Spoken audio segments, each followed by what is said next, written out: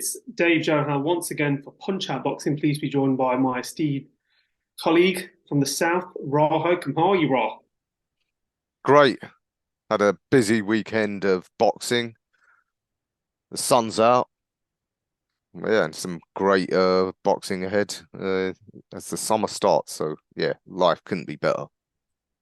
Absolutely. Now, before we start with this week's fight week, um, Ra, you were there in amongst all the action at your call for Ellis Zorro versus Burton. Uh, the night was a good night. However, it was spoiled, shall we just say?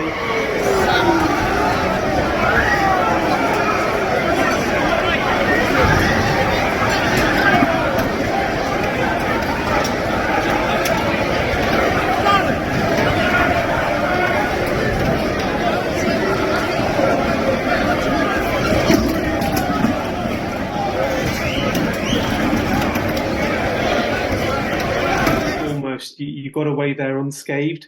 For those that don't know, the videos have been doing the rounds on our YouTube and our Facebook pages. There's a lot of violence, wasn't there, Raw, on Friday Yeah, night? What did you see and how did it go down? atrocious behaviour. Well, naturally, although I didn't see how it started, it was pretty obvious. It was because it was immediately after Ellis delivered that stunning knockout against Hosea. Um, and yeah, within moments, I guess, of the fight being called, all hell broke loose. Chairs being thrown, and it was obvious it was the two sets of fans. As to who's to blame, I don't know, but my understanding is Hosea's supporters took umbrage with Ellis's fans celebrating, maybe too gleefully. I don't know if some of them were goading Hosea's fans or what. I don't know, but whatever the case may be, that sort of behaviour just atrocious, disgusting to see. There was one grandfather with his granddaughter who had to be let into our media section for refuge. Yeah, because these sort of people, they don't pay attention to what innocents might be getting caught in their thuggery. So yeah, it's a dreadful way to take the shine off what was a great night of boxing. So Yeah, as long as you've come back and unscathed and a lot of people unscathed as well. I just want to address one thing as well, which is people have been asking me, it's travelers causing trouble, and I think that's quite unfair if I'm being honest, because there certainly were groups of fans. It's fair to say they're not fans; they're enemies of the sport. People that behave in this manner, and it's mhm. not targeted to one set of, should we just say, an ethnic minority or a group. I think that's really unfair to target one individual, sorry, a whole community. Mm. So my thoughts and comments on that are, I think it's very, very discriminatory. It is discriminatory, in fact, to target a whole community for a violence that erupted on Friday night. And I think it's these were enemies of the sport. That's my take on it. What's your take on it, Rob? Yeah, I'd concur with that. I don't think any sensible people are going to paint an entire community in that way. And we've got to emphasize there weren't that many people involved in the violence. I mean, because of the carnage, the manner of the carnage, it might have looked like there was, but I think there was probably only 5 to 10 people involved in it. So, if you got 5 guys throwing chairs around, because obviously most people just actually get out of the way, it might look like there's a whole load of people involved. Actually, most people were just sort of scrambling to get out of the way of it. So, and I don't know how people know whether they were travelers or not. They could simply have been Mancunians who'd come down. As we spoke off camera, you get this at the football when football fans, well, I wouldn't really call them fans, but people following a football team, they like to go away from home, go to another town, and then have a, Hooligans, right? yeah, Yeah. for them it's part of the fun of going away. So yeah, they're not real fans of boxing. I think they were just people who decided to go and decided to look for a fight to complete their night. So Well, hopefully they won't be allowed in any shows moving mhm, forward. And like I said, enemies of the sport, regardless of whatever community they're from, mhm. these people should be banned. Um, Moving on to positive things, though, before we talk about Katie Taylor, Chantelle Cameron over in Dublin, mega fight for not just women's boxing, but for boxing in general. Another undisputed contest on the line. How was the TM14 card as well? You went to on Saturday. The Yeah, Peacock. fantastic. Those shows at the Peacock are hosting with TM14 and Mo Pryor, brilliant. The concept's just brilliant. So many of these small level fighters that haven't yet built up a big following, just gives them that opportunity to get out without the pressure of having to scramble around, try and sell a minimum number of tickets. Uh, and you know, the atmosphere is good because there's probably only room for about 100 people standing right by ringside, and it's just going to be friends and family of the fighters on the card. Uh, it's a good atmosphere. I really enjoy them. I think the concept's brilliant. And the two shows I've been to so far have been full of good fights. So in some ways, some of the fights are actually better than the sort you'll get at a sort of bigger show. Because when you've got, say, a kid who's a really big ticket seller, they might sort of try and feed him let's say a soft touch to keep the gravy train rolling. Mhm. Um, so yeah, the fights are brilliant, and at £25, I Value think for really money. very good value. Five fights, £25, £5 a fight. Can't argue with that. But £5 a fight. It's done by 4:30, 5 o'clock, so you've got enough time to hit the town if you wish as well. So all in all, an enjoyable evening, isn't it? Absolutely, yeah, that's important. What you said, we're all done by 5 p.m. Yeah, can't argue with Catch the tube straight into Central. Jobs are good. that. So You, sorry, yeah, carry on. yeah. I was going to say, moving on to onto this weekend, we are going to have a separate show for Haney versus Lomachenko. So make sure you look out for that. But that is also this weekend as well. It's a busy weekend of boxing. But looking forward then to Saturday for Katie Taylor versus Chantelle Cameron in Ireland, in Dublin, the homecoming. What a fight, Raw. What a fight. Absolute banger. It's a fight I've wanted to see for a long time.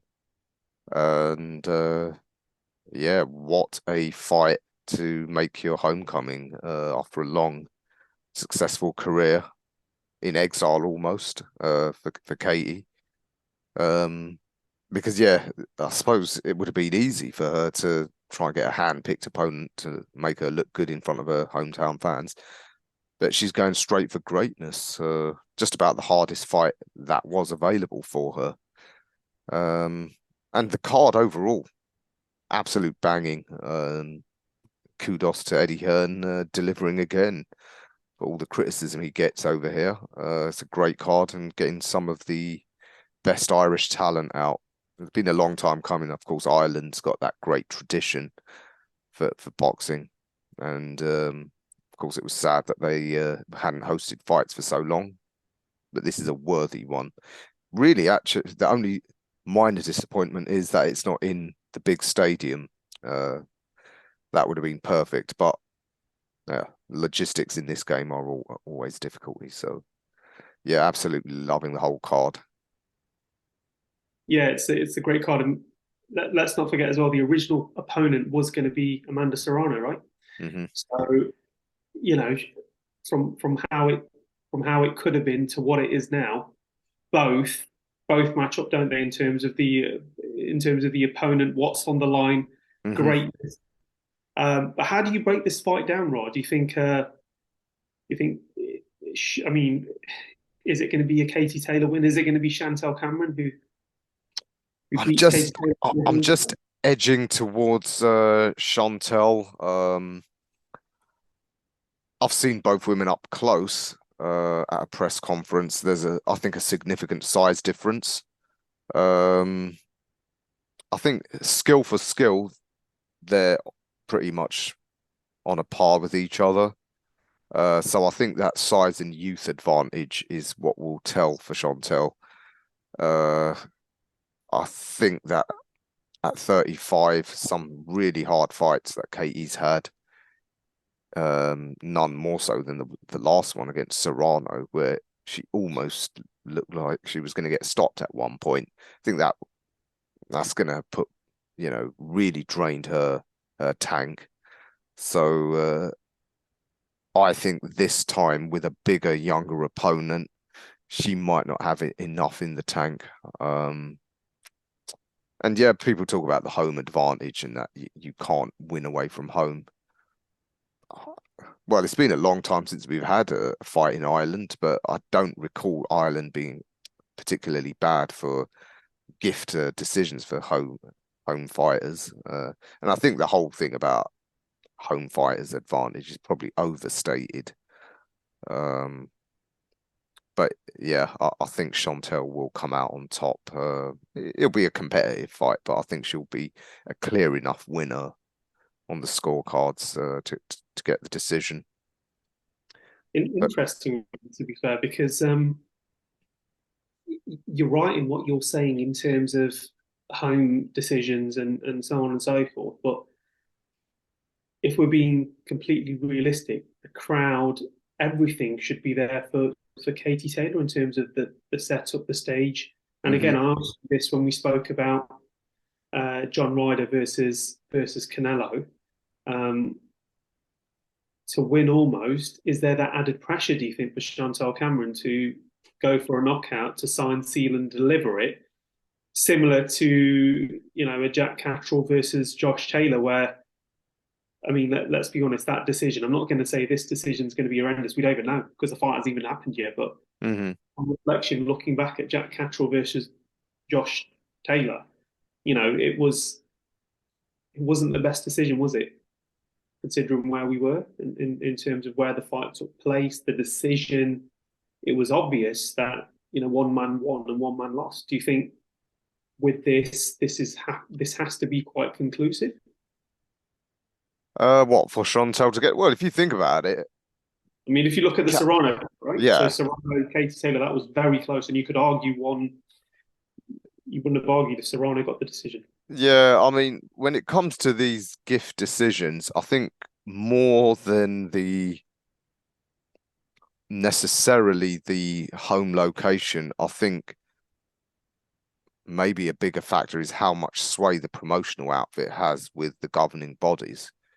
Um, Not necessarily, I'm not saying there's outright corruption, but simply that unspoken sort of relationship that they might have. So I think in the case of Josh Taylor, because he's with Top Rank, who are so powerful with the governing bodies, maybe the judges, even if it's just subconscious, think, yeah, Top Rank, this Top Ranks guy, he's got to be the winner.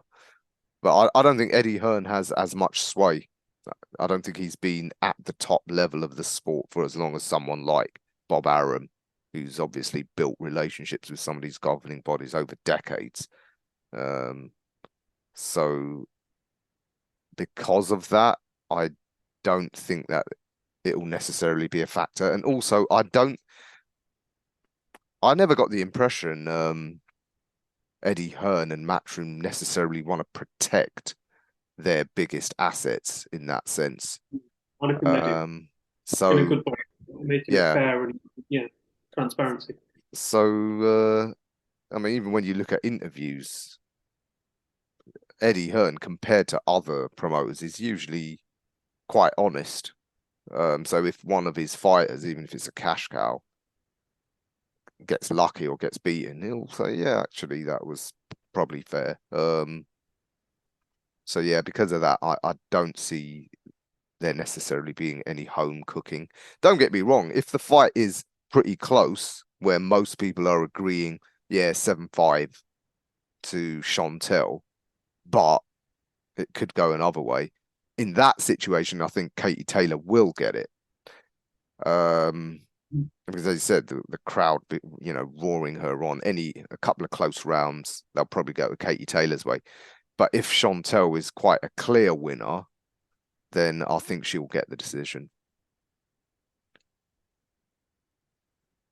Yeah, I agree with you. I mean, myself, I'm backing Katie Taylor via a split decision. I Hmm. think she'll just edge it. But then the real question afterwards is where does one go? So, Mm. for example, Chantelle Cameron wins, the world's her oyster again. If Hmm. she loses, it's not the end. There's always fights there. Katie Taylor, if she does lose, is she likely to continue? If she wins, where do you go then? Do you have another rematch with Serrano? Do you then what choices are on the table? It's interesting, isn't it? Absolutely. I think whatever happens, I very much doubt this will be Katie Taylor's last fight because if she loses, it's likely to be fairly competitive, and she'll probably want revenge. And if she wins, well, then she'll want that really big fight at the end of the summer. As you know, in this game, when do fighters ever know when to give up? It's very rare. Uh, someone like Andre Ward probably was able to retire early simply because all the potential opponents were such non-entities to the wider public. And he himself had no great support base. So it was a case of, well, what am I still getting brain damage for? So yeah, I don't think whatever the result is, I don't think we'll have seen the last of Katie Taylor for sure. Now Yeah, and look at the yeah, undercard. Cecilia Brækhus still wants to what show she's got it at 41. As a what a fight, Rod. That is a fight I'm looking forward to a lot. You spoke to Jonathan Banks last week. Mhm. You spoke to Brackhouse.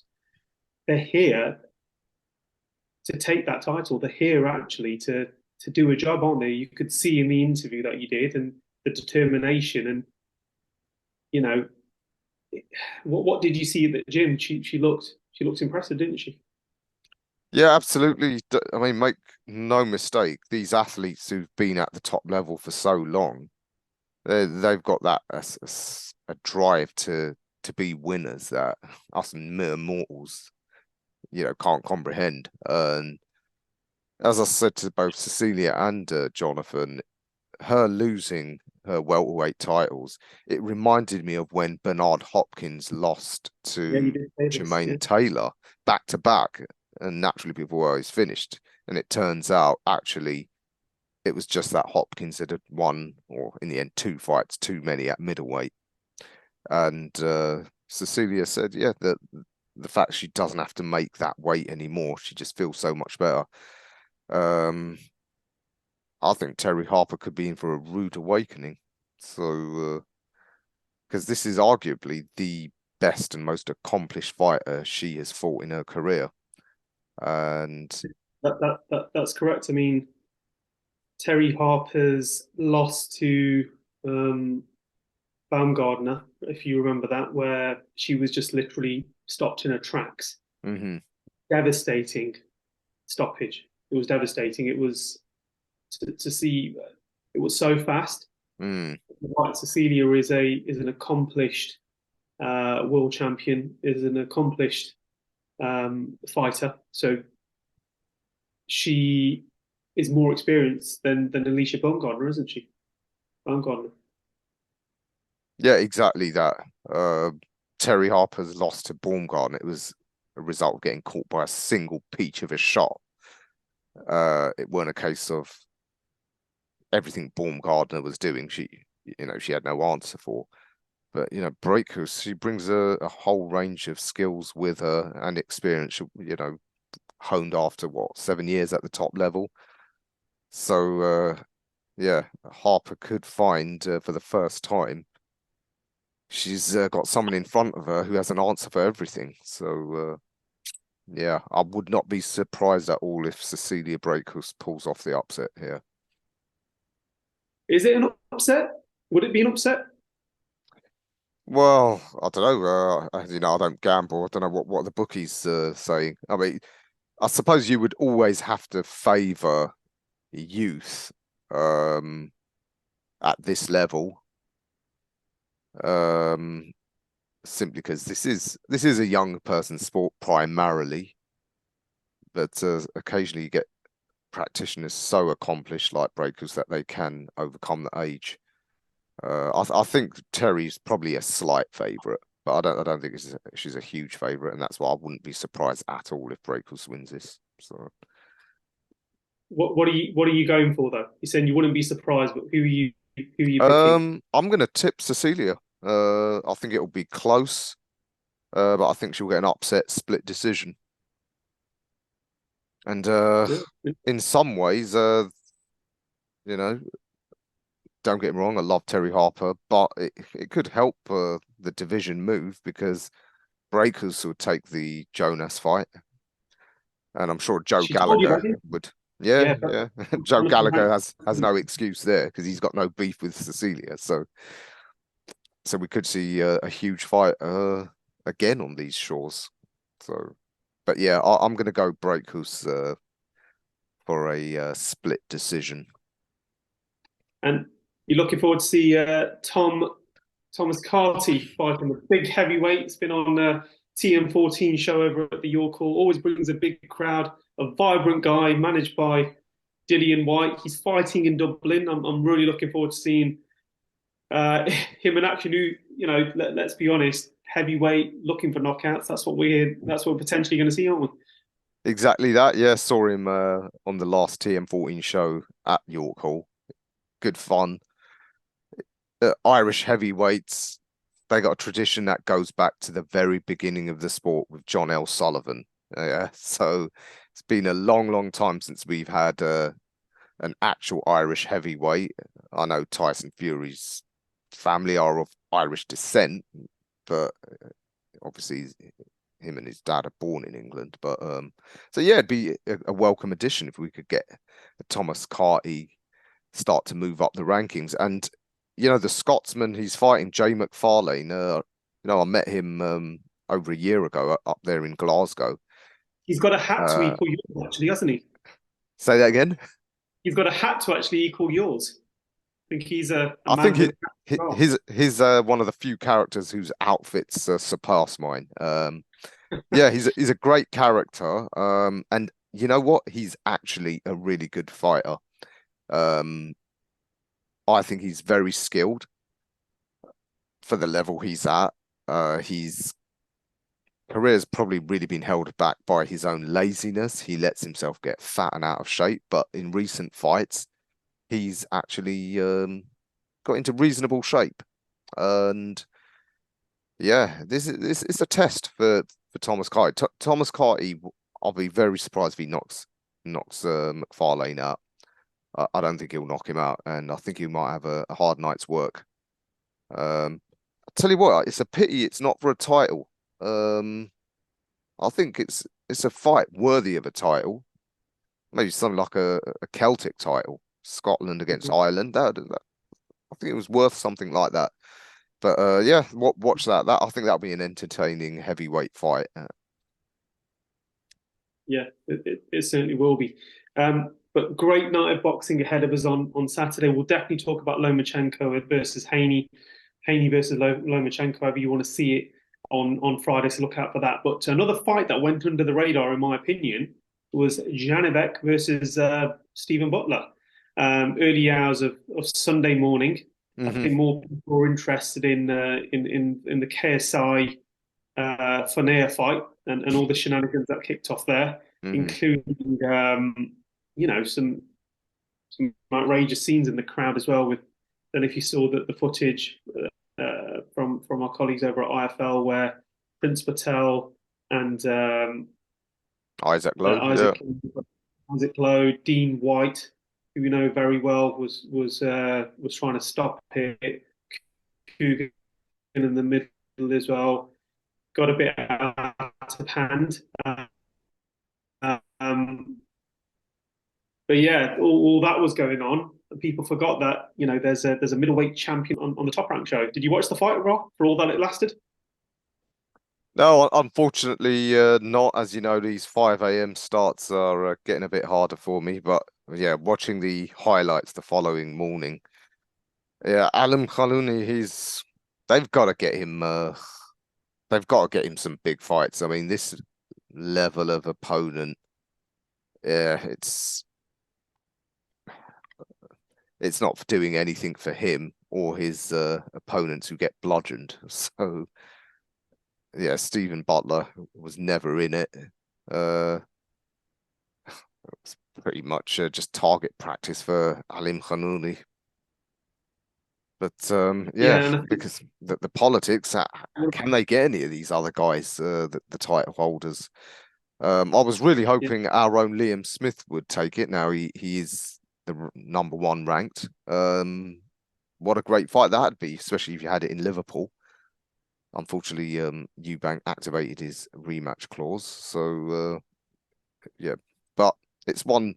Keep your eye on Alim Khanouli, because if Liam Smith does beat Chris Eubank again, then I guess that mandatory fight will be called. So maybe around September time, we could see JANIBEK come over here, and Top Rank do have a good relationship with Sky now, obviously through Boxer. That fight will be very easy to make, and I'm sure he'll have no problems about coming to Liverpool, and that'll be a buzzing night, probably at the M&S Bank Arena. So let's hope we see him on these shores soon. I mean, looking at that fight and the 2 rounds that it did last, Mm-hmm. because I did the write up for that one, but you know, Denzel Bentley could be watching that. I'm sure he did as well. I'll message him Mm-hmm. later, but I'm sure he watched that thinking, I took you the distance. Mm-hmm. Some rounds were very, very, very close.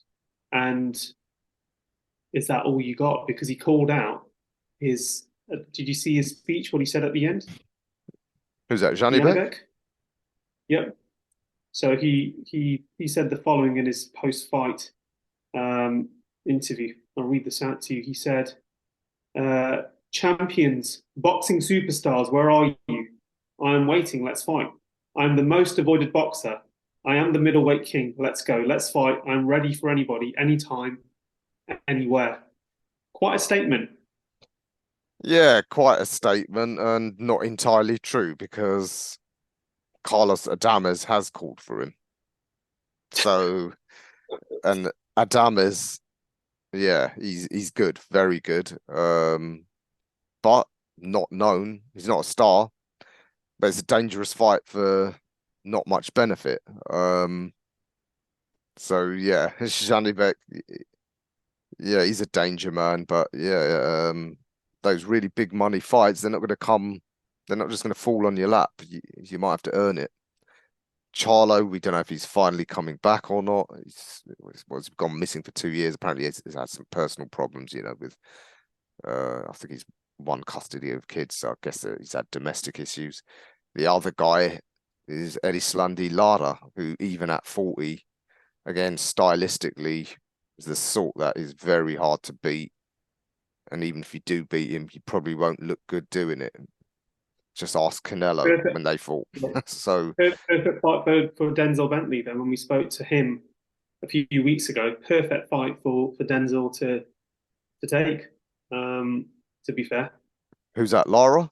Laura. Yeah, I absolutely think so, especially as JANIBEK saying, well, I've already beat Denzel, so unless you become a champion, why would I fight you again? So yeah, Lara could be the one to try and force that rematch at some point. Yeah, it'll be a good one. So busy week, I think this week as well for you. Where are you? Where is the man with the hat off to this week? this Saturday, is it? The TM14 card, our good friends over. Indeed. Unfortunately, we didn't get access to Dublin, not surprisingly, because it's going to be obviously hugely oversubscribed. So yes, the hat will make an appearance at York Hall again for our friends TM14 Promotions, their show. That's a great card. Some great young talent and some big ticket sellers, which means the atmosphere is going to be raucous, but in a good way, not like what we saw last Friday. It'll all be a great atmosphere, and yeah, it's always great to see up close some of them prospects who are, of course, the stars of tomorrow. Interesting fight. The headliner is Aaron Prosper against Tom Ansell. Great fight. That's being billed as a final eliminator for the southern area. However, Lucas Ballingal, who is also on the TM14 show in his hometown of Portsmouth in July, he might be vacating, in which case the winner of that could be, well, almost certainly will be in line to fight for the English, the vacant English. So yeah, that's a lot at stake for both of them. Bit of a crossroads fight. So yeah, looking forward to that. That'll be another great night at York Hall. And over in Derby, if there are any people in Derby that are fight fans, I'm sure there's loads. There are loads. I'm only Justin, but our very own Sajid Abid will be fighting in Derby. Homecoming for him as well. He hasn't fought in Derby for 7 years. Also the same weight division as Aaron Prosper and Tom Ansell. So Yeah. and he's also fought final eliminators as well for the English title. So who knows, that could be a. I think there's a very high chance then, yeah, Sajid could be fighting the winner of the headline act for the English. So yeah, I'm sure they'll both be watching each other's results afterwards. Absolutely. Ra will catch up again. Hopefully, get Carl back on for our next show regarding Haney and Lomachenko. We're going to hold back the predictions and so on and so forth on that one at the moment. That's going to be a great fight. I know you don't like to get up early as well, early hours in the morning to watch it. I'm certainly going to try. But yeah, good stuff. We'll catch up soon. Make sure if you haven't done already, subscribe. Hit the subscribe button.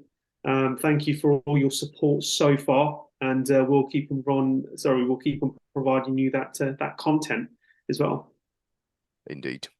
We'll see you on Friday. Good stuff.